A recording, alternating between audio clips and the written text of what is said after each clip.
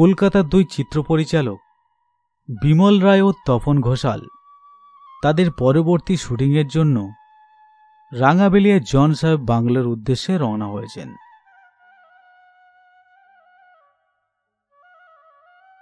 যেতে যেতে লঞ্চের কর্মকর্তা বৈকুণ্ঠ পাইকের সাথে তাদের দেখা।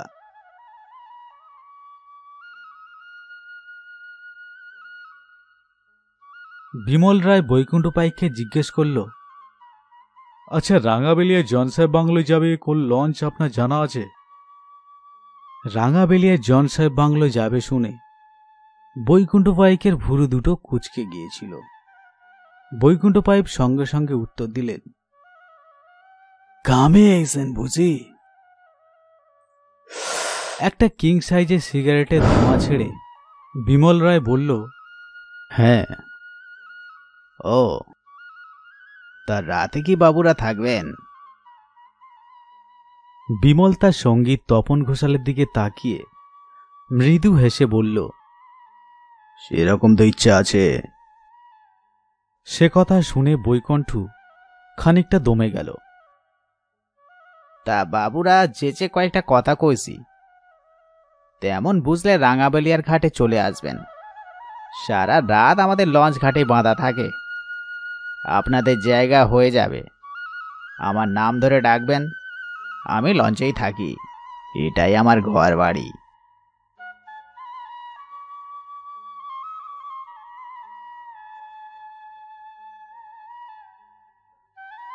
রাঙাবেলিয়া পৌঁছতে এখনো প্রায় 1 ঘন্টা বাকি।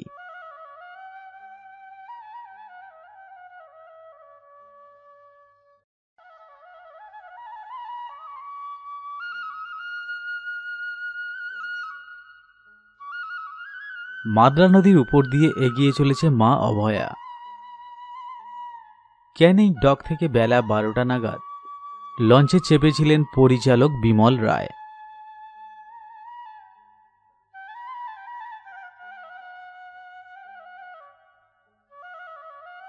কলকাতার টালিগঞ্জ স্টুডিও পাড়ায় সিনেমার পরিচালক হিসাবে বিমলবাবুর খুব নামডাক। সম্প্রতি কান ফিল্ম ফেস্টিভ্যালে তার চলচ্চিত্র রঘু ডাকাত শ্রেষ্ঠ শিশু সিনেমার জন্য পুরস্কৃত হয়েছে।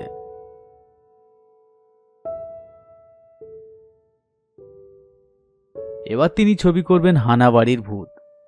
সিনেমার শুটিং স্পট বাঁচতে তাই যাচ্ছেন রাঙাবেলিয়ায়। ক্যানিংয়ের এসডিপিও সুনীল পাঠক তার বিশেষ বন্ধু।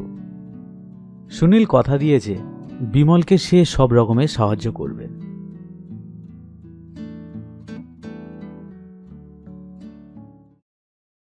সহকারী পরিচালক তপন ঘোষাল এলেমদার লোক।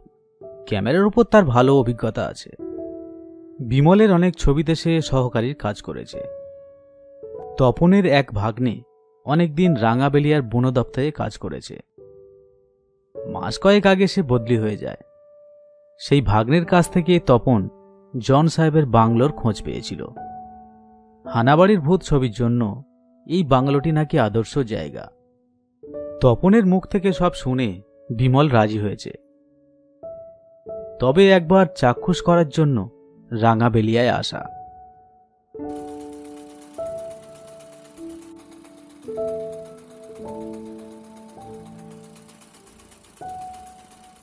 লঞ্চের ভিতর জেনারেটরের আওয়াজ এড়াতে ছাদে এসেছিল বিমল আর তপন।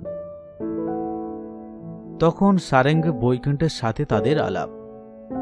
একেবারে সরল সাদাসিধে মানুষটি গোল গোল করে পেটের সব কথা বলে গিয়েছে কলকাতা বাবুদের কাছে।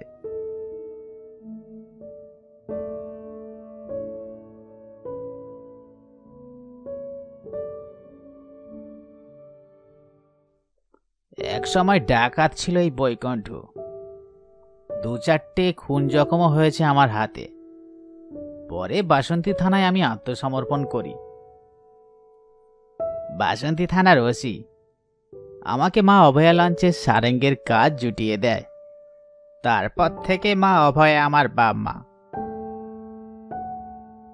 আমি চাই আপনারা ওই জন সাহেবের বাংলায় যান। কেন বলুন তো?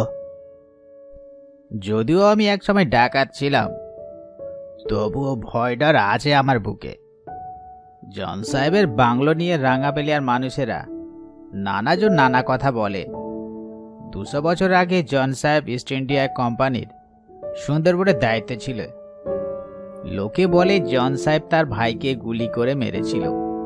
তারপর সাহেবকেও একদিন ওই বাংলায় গলায় দড়ি দিয়ে ঝুলতে দেখা যায়। লোকের মুখে এই গল্প শোনা। পর্যটকরা সচরাচর ওই বাংলোতে আসে না। বৈকুণ্ঠের কথা শুনে বিমল হেসে বলল, তপন, তুমি তো দেখছি খাসা জায়গা নিয়ে চলেছ। সিনেমা দারুণ জমে যাবে। এ ছবি সুপার সুপার হিট না হয়ে যাবে না।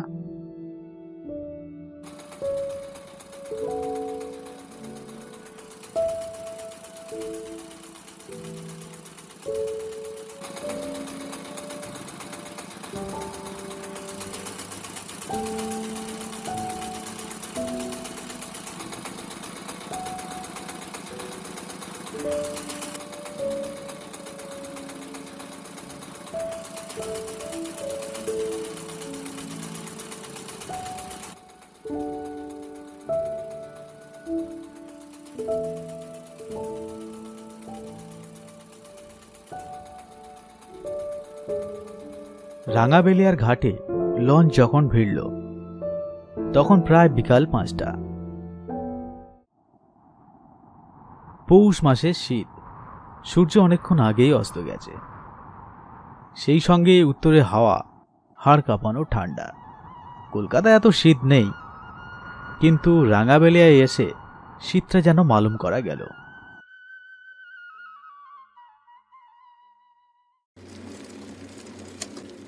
ডকঘাট থেকে প্রায় 15 মিনিটের পথ জন সাহেবের বাংলো। ভ্যান রিক্সায় চেপে আমরা জন সাহেবের বাংলো এসে পৌঁছালাম।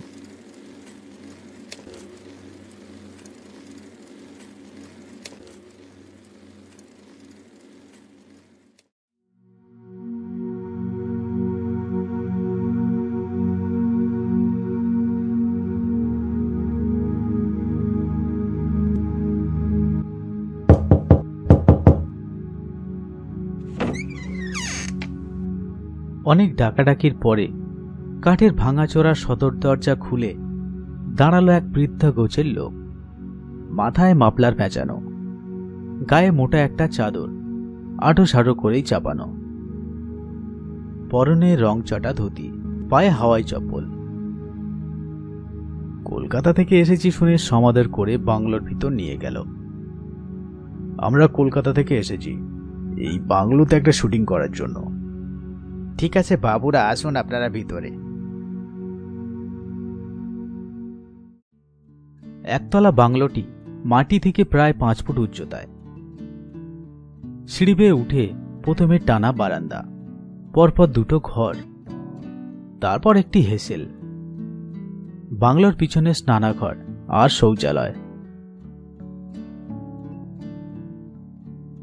বাংলোর কেয়ারটেকার বৃদ্ধ লোকটির নাম নিকুঞ্জ পুরকাইত। চেহারায় তাকে যতটা বৃদ্ধ মনে হয়, কথায় ততটা নয়। বেশ যত্ন করেই সে বিমলদের শোবার খাটে চাদর পেতে দিল। হাত মুখ ধোয়ার জন্য গরম জল এনে দিয়েছে। তারপর গরম গরম চা আর ডিম ভাজা দিল 4টে। রাঙাবেলিয়ায় মুরগির ডিম খুব সস্তা। এ কথা সে কথায় নিকুঞ্জ বেশ আসর জমিয়ে নিয়েছে। 2খানি পল্লী গীতি গেয়ে শোনালো সে। গলা নেহাত মন্দ নয়। বিমলের বেশ মনে ধরে গেল নিকুঞ্জকে। এর মধ্যে অবশ্য নিকুঞ্জ বেশ কয়েকবার রান্নাঘরে গেছে। বাবুদের জন্য সে মাংস চাপিয়েছে উনুনে। হেসেল থেকে তার মন মাথানো গন্ধ আসছে। নিকুঞ্জের সঙ্গে গান আর গল্পে রাত 11টা কেটে গেছে। এত খোসামদের শেষে অবশ্য নিকুঞ্জ তাদের হাত জোড় করে একটা মিনতি জানালো। এখানে শুটিং হবে শুনে সে বিমলদের কাছে একটা আবদার করল। বাবু, আপনাদের সিনেমায় আমাকে একটা সুযোগ দিন। আমার অভিনয় নিশ্চয়ই আপনাদের ভালো লাগবে।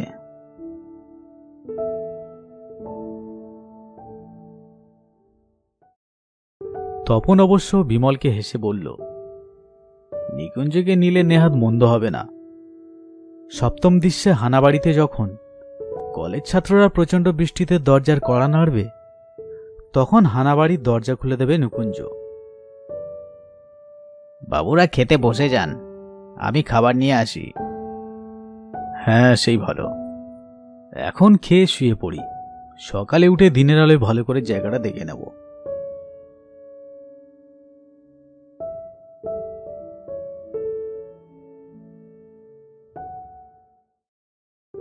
একটা নড়বড়ে টেবিলে খেতে বসেছিল বিমল আর তপন।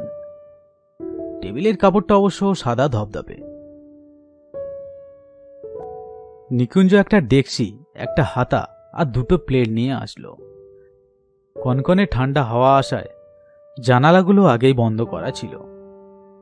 নিকুঞ্জ ঘরের মধ্যে ঢুকে দরজা বন্ধ করে দিল। এবার যেন ঠান্ডার দাপটটা কিছুটা কমেছে।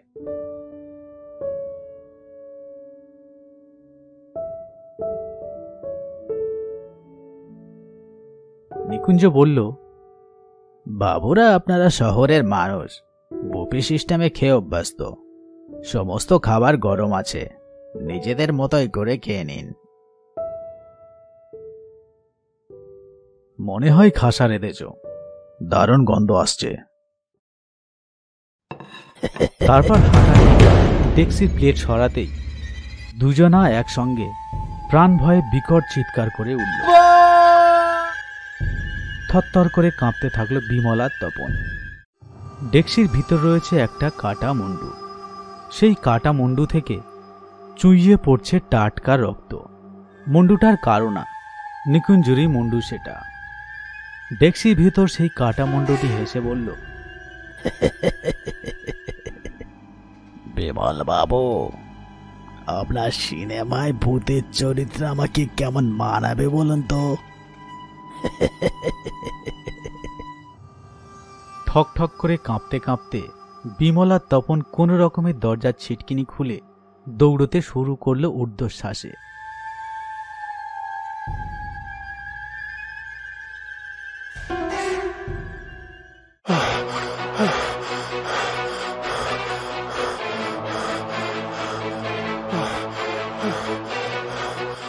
চতুর্দিকে অন্ধকার।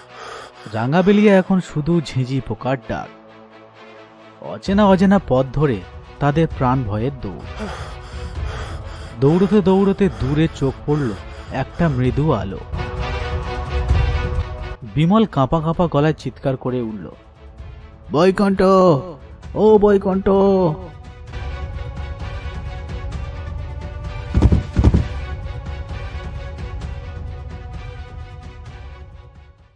জ্ঞান ফিরল বাসন্তী থানার ওসির ডাকে।